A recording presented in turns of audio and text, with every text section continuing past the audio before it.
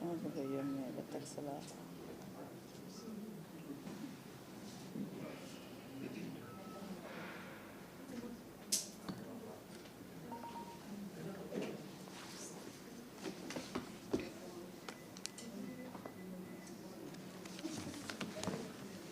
Ah là là.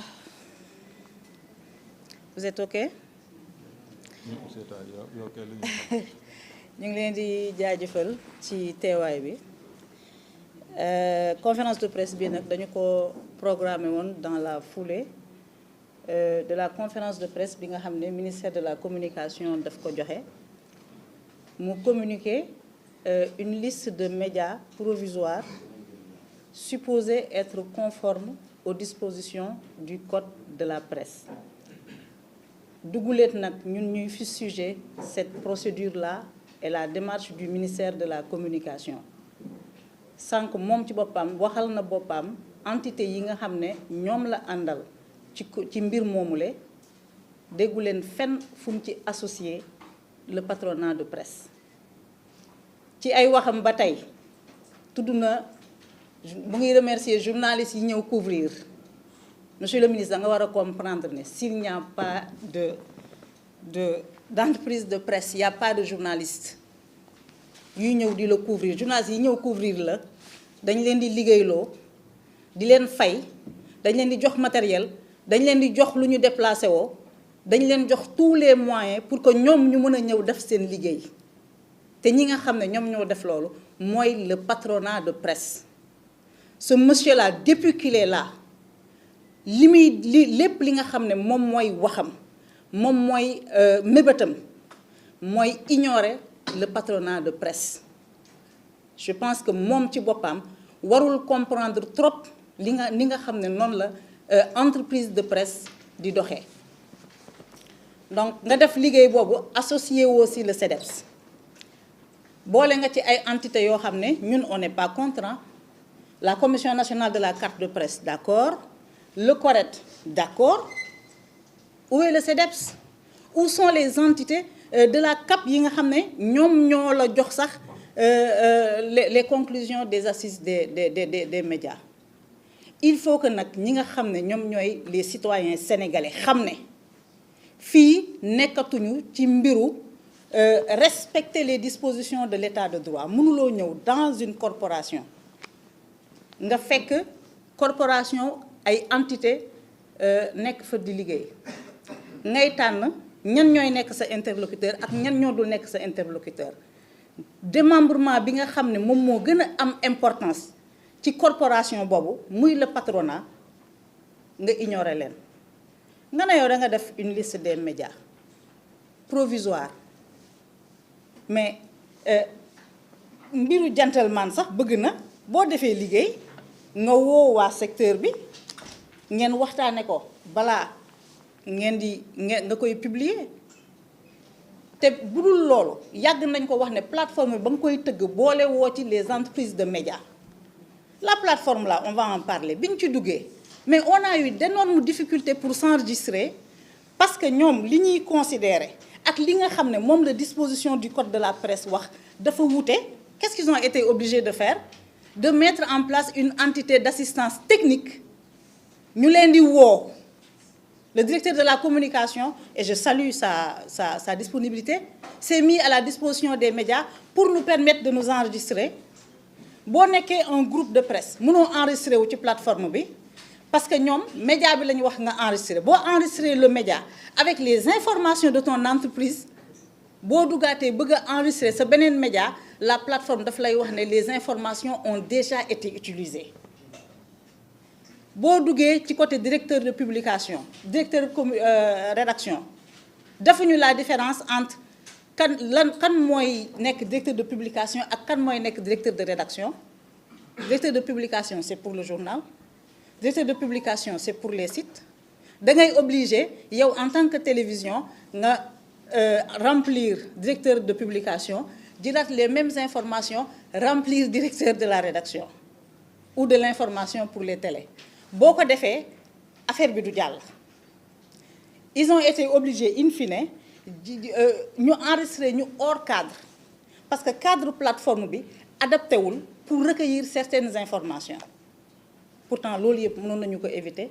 bu fekkoon ne le ministre là dafa waxtaan ak ñun ñoom duñu ay spécialistes des médias je suis désolée xamuñu secteur bi bu waxtaanoon ak ñun dinañu d'accord ci yenn cas yi mu def une plateforme boo xam ne képp ku ci dugg soxla woo benn assistance technique muy benn. je pense que Mamadou Ibra Kane wax na leen sànq ne arrêté bi sax bi mu teg pour cette histoire d'enregistrement des médias dans cette plateforme là dinañu ko attaquer et toutes les voies légales seront utilisées ñu am yaakaar ne Cour suprême dina ko invalider parce que c'est un abus de pouvoir. Deuxième chose yow nga ne da nga publier liste des médias conformes nga ne 7TV bokku ci nga ne Le Quotidien bokku ci nga ne Sen TV bokku ci faites le reste nga ne Zik FM bokku ci ah bon si je me mets à citer je vais pas leeral point actu puisqu'ils l'ont déjà dit le reste xel moo koy mottali ces médias-là ne sont pas conformes aux dispositions du code de la presse par rapport à quoi nañ ñu wax nga ne yow da nga publier une liste des médias nga des médias yoo xam ne ce sont des médias de référence nga génne leen ci des médias yoo xam ne ñu ngi ba ñuy exister boobu code de la presse bi sax adapté wuñu ko nga génne leen ci à qui la faute est-ce que l'État moo deful liggéeyam wala est-ce que ñun ñoo pratiquer un métier illégalement parce que c'est ce qu'on est en train de nous dire. Est-ce qu'aujourd'hui l'État peut se prévaloir de ses propres turpitudes? Et puis defuñu la différence entreprise de presse bi dafay éditer plusieurs médias bi ñuy reconnaître entreprise de presse bi dañ dindi sax dañ méconnaître sax l'existence de l'entreprise de presse. Une entreprise par exemple pour le cas de 7TV édité par 3M qui existe depuis 2012 qui a connu une évolution sur la dénomination en 2017 loolu sax nga ne yow reconnaître oo ko ci entreprise boo xam ne dafa am ay këyitam am léppam ñu ñëw ci média bi xamuñ ne entreprise bu spécialisée wu dans la communication le journalisme la donc yow nga méconnaître l'existence légale de cette entreprise là nga xam ne dafa yor ay këyitam entreprise bi dafay éditer des médias yoo xam ne signé nañu convention avec le CNRA en 2022 ce sont les médias créés après l'adoption du code de la presse en 2017 ñu dem ba 2022 CNRA ak ministère bi ñu def après plusieurs concertations ñu signé ay convention ñu signé un cahier de charge nga xëy nga ne ces médias ne sont pas conformes tu donnes 72 heures et jusqu'à présent waxuloo nit ñi c'est quoi la non-conformité liñ doon soupçonné depuis le début loolu moo nekk di am dañ nekk di def une tentative de sélection lañ nag nekk di def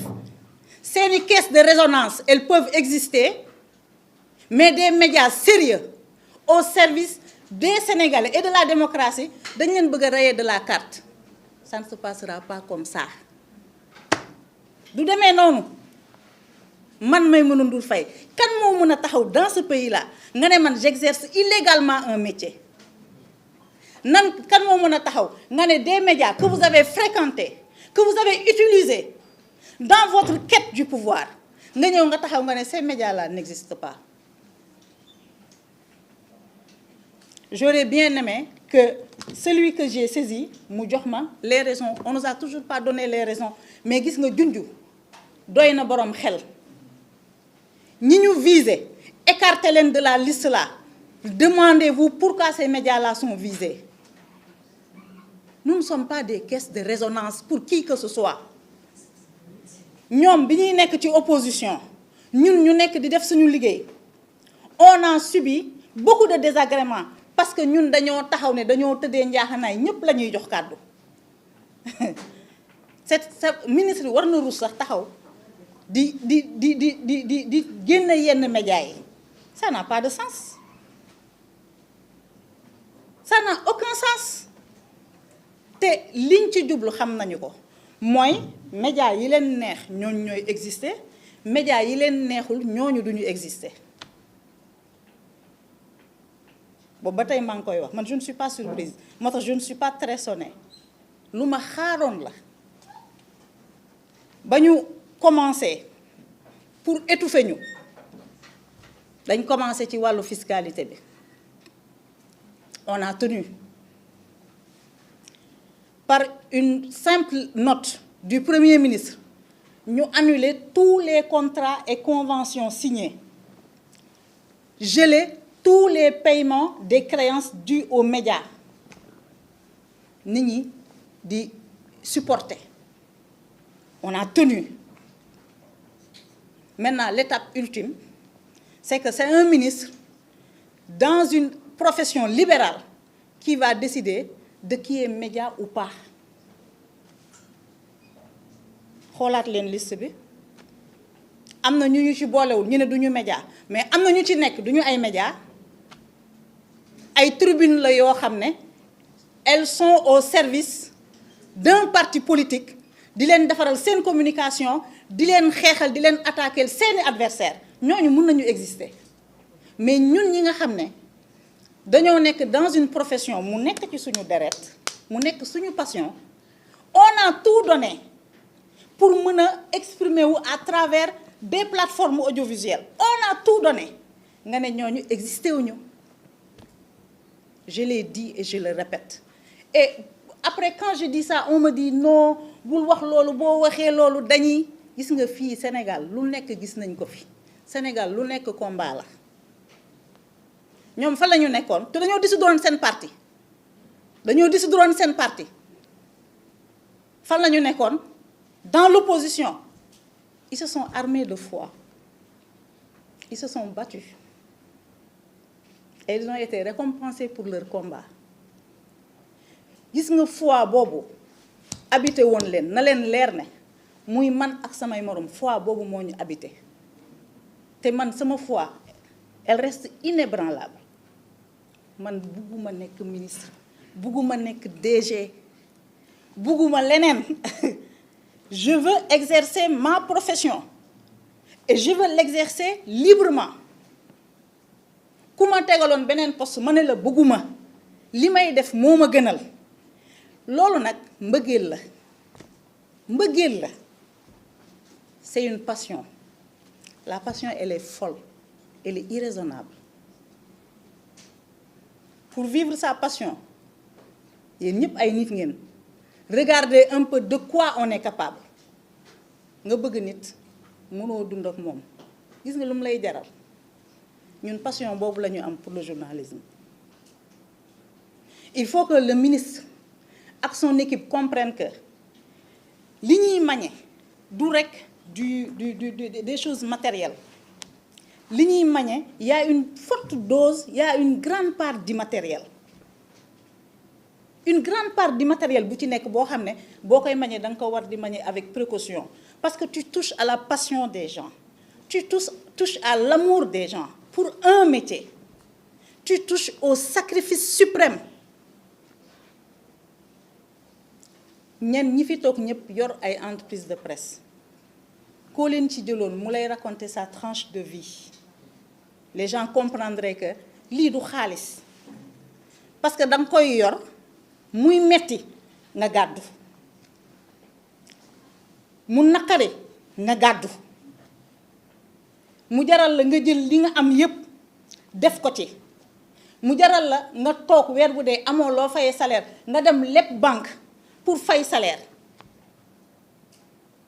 mu jaral la ñu menacer ta vie ñu mettre ta vie en danger nga continuer def ce métier donc boo xoolee mbir nit di ko def mu jaral ko li mu ko jaral yépp boo ciy jël décision da nga ko war a teg ci yoon. Encore une fois, nous ne pouvons pas être contre la régulation du secteur. Ce secteur a besoin de régulation. Au début, quand le ministre parlait, honnêtement, dama naan mais pourtant li muy def nii lu baax la. lu muy def nii lu baax la mais mënoo ñëw dans un secteur nga ñëw teg des actes après bi nga paree moi j'ai l'impression man je ne suis pas surprise hein, que depuis boobu ba tey depuis 8 mois li ma daj yëpp lu ci tegu du ma bett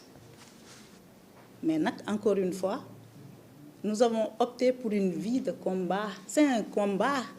et c'est un combat qui va être mené lu ñu ci góobe gar ko lu ñu ci góobe gar ko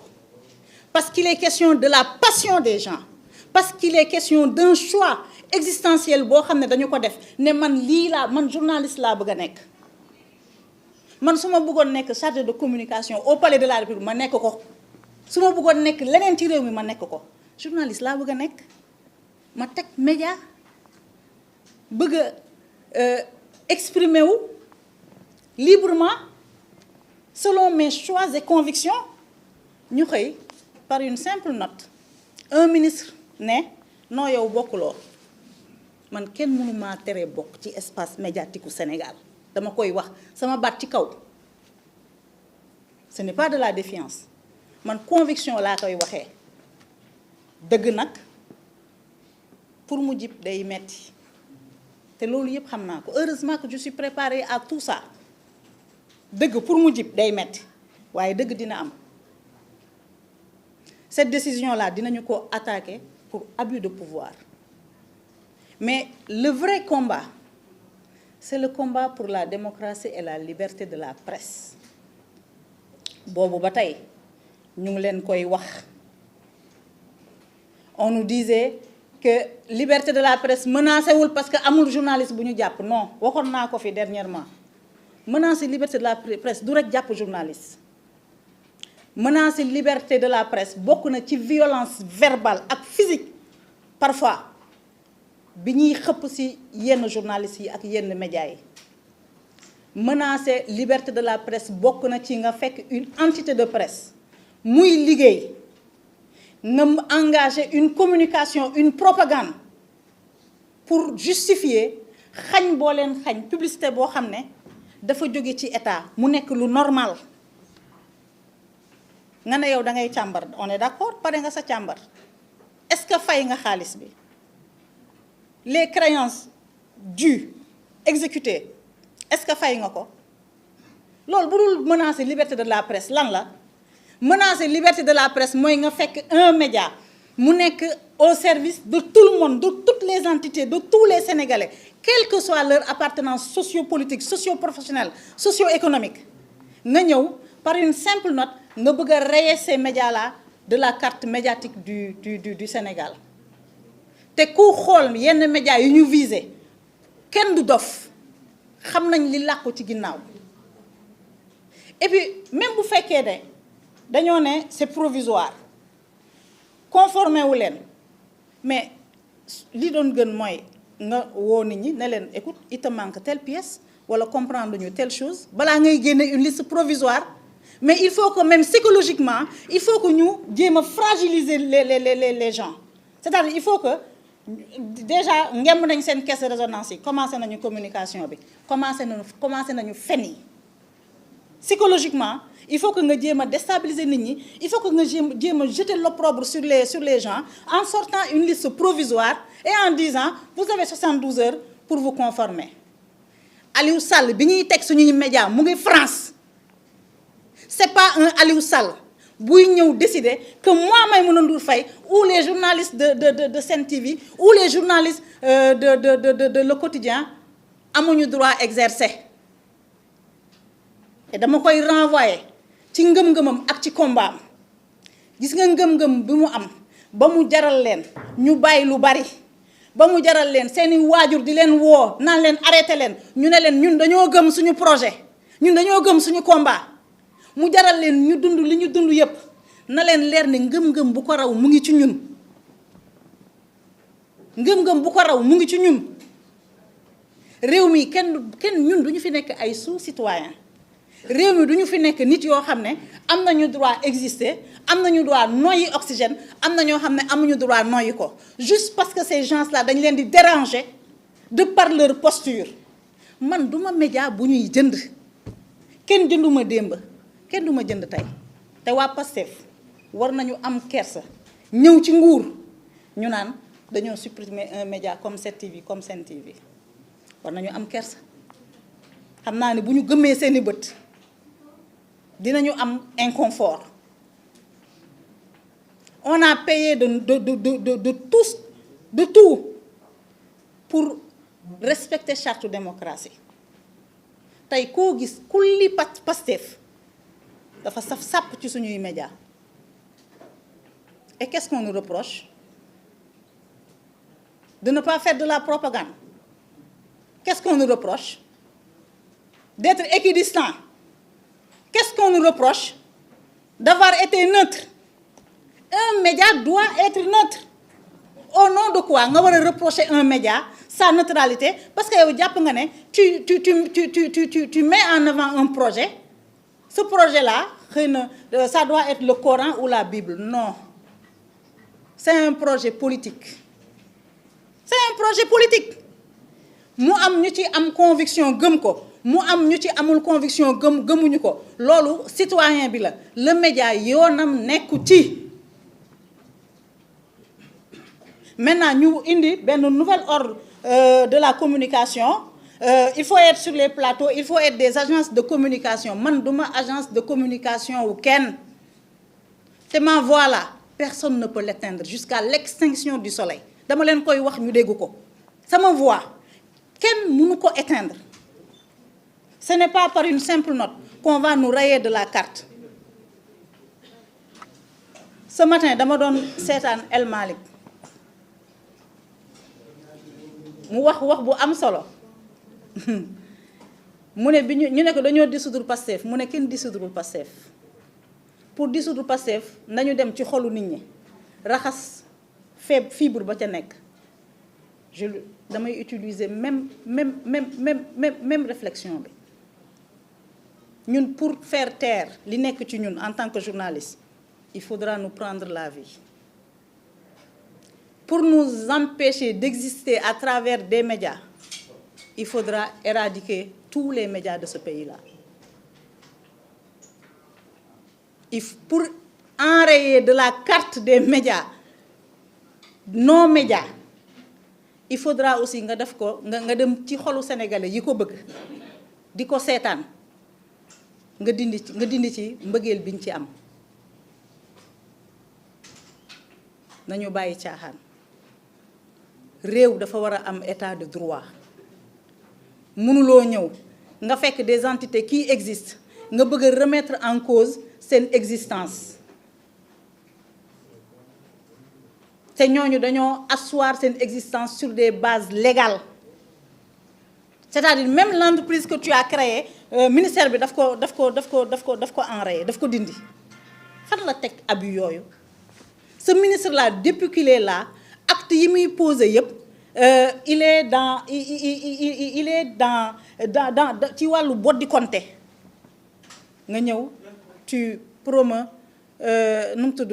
benn ay entité média bu ñu waxee nga ne convention des jeunes reporters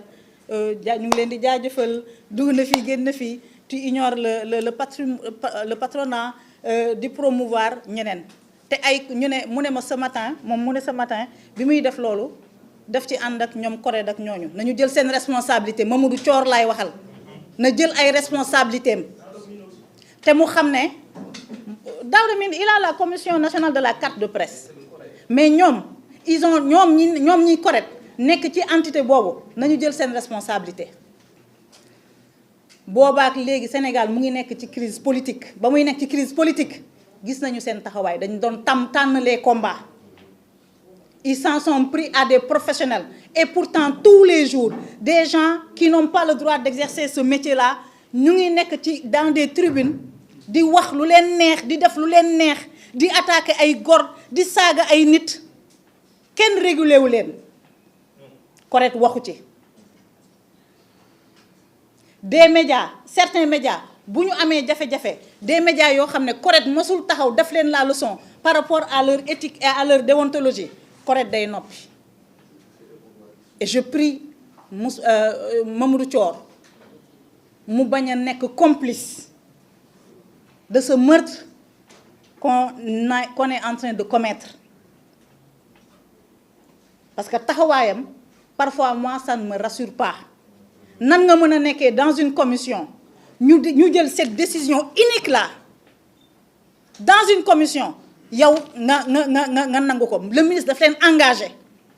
nañu jël seen responsabilité. CORED c'est un tribunal des pairs mënul remplacer le patronat mënul remplacer le SYNPICS lu ministère bi di def daf ko ci yóbbaale xëy na ministre bi dafa jàpp ne ñoom ñoo ànd et que ñoom ñoo bokk gis-gis.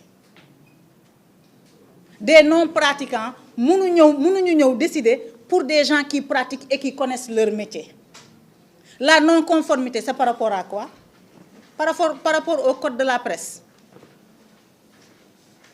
nañu génneel les dispositions du code de la presse yi nga xam ne dafa éliminer ces médias là. Moi j'aimerais bien que ñoom ñu communiquer sur ça. Au même moment où ils ont sorti la liste mënoon nañu génne la liste des autres médias pour non-conformité et puis ñu joxe les raisons. Mais man à mon âme et conscience lenn rek laa jàpp mooy ne y a un agenda qu'on est en train de dérouler mais c'est peine perdue. Dafa am agenda bu ñu nekk di dérouler agenda boobu ba ca cëppaandaw la ils vont choisir les médias qui vont exister qui vont parler. Ils vont choisir les journalistes qui vont exercer, qui vont parler. Toutes les voix discordantes, ils vont les faire taire. waaye nag c'est ñàkk xam Sénégal. Sénégal ku fiy jéem dictature de la pensée da nga desee xam l'histoire de ce pays-là. Sénégal ku fiy jéem restriction de liberté da nga desee xam l'histoire de ce pays-là et de ses citoyens. Sénégal ku fiy jéem injustice da nga xamul. te nit mënuloo ñëw nga dénoncer des injustices yow nga ñëw nga yor tous les pouvoirs nga bëgg a dérouler nu mu tudd les pires injustices. Amul sens bokkul ci ngëm-ngëm bokkul ci conviction. Dès aujourd'hui les décisions seront attaquées. Je disais la dernière fois qu'on est dans un combat de corporation. Man mën naa xeex sama xeex de. Et j'ai les moyens de mon combat. Ku ci bokk ak ku ci bokkul jàppal ne bokkaguloo ci. Mais boo taxawul ci ñoom nu ñu bëggee xamal ne sa bés mu ngi ñëw. Cette affaire, c'est un affront orchestré, perpétré par le ministère de la Communication et ses hommes. Mbiru revanche mu ngi ci, soxor mu ngi ci, cynisme mu ngi ci, sournoiserie mu ngi ci. Sournoiserie mooy boo defee sa forfaiture ba pare nga takk say kees commencer di attaquer. Moi je suis insensible à ça. Depuis le temps que je suis dans cet espace-là, lu nekk gis naa ko. Il y a rien de tout ça lu ma mën a ébranler. Ce combat, il faut le mener. C'est un combat pour la liberté. C'est un combat pour le droit d'entreprendre. C'est un combat pour le droit d'exister. Et c'est un combat pour le futur. Parce que lii ñuy def nii bu ñu ko nangoo alors nous serons lâches. Moi je ne suis pas une lâche. Combat bu taxaw pour cette corporation là man politiquement awma agenda politique. Je suis insensible à kan moo yor réew mi kan moo yorul réew mi bu ko sénégalais yi tànnee je respecte le choix des sénégalais. Pendant la campagne on a mis en berne nos activités. Parce que nous, contrairement au ministre de la Communication, nous faisons dans l'élégance. On n'a pas voulu continuer sur une activité de protestation et de revendication que ñu mun ko utiliser politiquement contre le pouvoir en place ou que ay nit mën a jàpp ne dañoo am agenda. C'est pour ça qu'on a perdu beaucoup de temps. Campagne bi jeex na nu mu tudd nu golo xam bootee doomam ku jàpp ne tu n'es pas concerné tu peux ne pas te battre ton tour viendra. Mais sur le principe man tey même si je figurais dans cette liste-là je mènerai le combat sur le principe parce que mënuma nangu ñuy restreindre la liberté de la presse mënuma nangu ñuy restreindre la liberté d'entreprendre d'un Sénégalais ou d'une Sénégalaise. Et il est question de ça. Il est question de faire taire des gens. Il est question de décrédibiliser des gens. Il est question d'éliminer des gens. C'est un processus qui a commencé. te na leen leer ne jeexagul. Je m'en arrête là. Tu bouges.